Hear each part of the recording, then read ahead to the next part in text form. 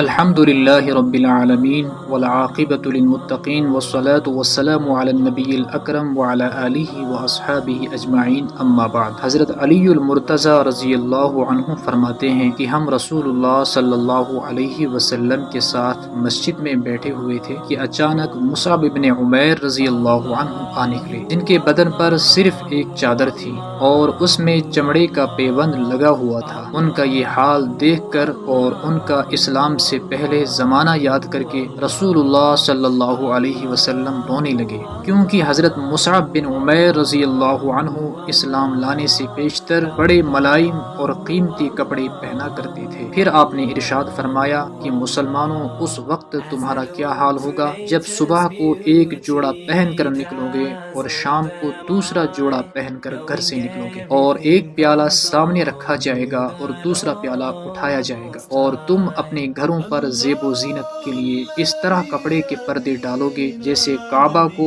کپڑوں سے پوشیدہ کر دیا جاتا ہے۔ حضرات صحابہ نے عرض کیا، یا رسول اللہ، تب تو ہم آج کی نسبت بہتر ہوں گے، کیونکہ عبادت کے لیے فارغ ہو جائیں گے اور کمانے کے لیے محنت نہیں کرنی پڑے گی۔ رسول اللہ صلی اللہ علیہ وسلم نے فرمایا کہ نہیں، تم اس دن کی نسبت آج ہی اچھے ہو، بظاہر اگرچہ مفلس ہو لیکن دولت ایمان سے مالدار ہو، اور اس زمانے میں بظاہر مالدار ہوں گے لیکن ایمان کے اعتبار سے مفلس ہوں گے۔ اللہ ہم سب کی حفاظت فرمائے۔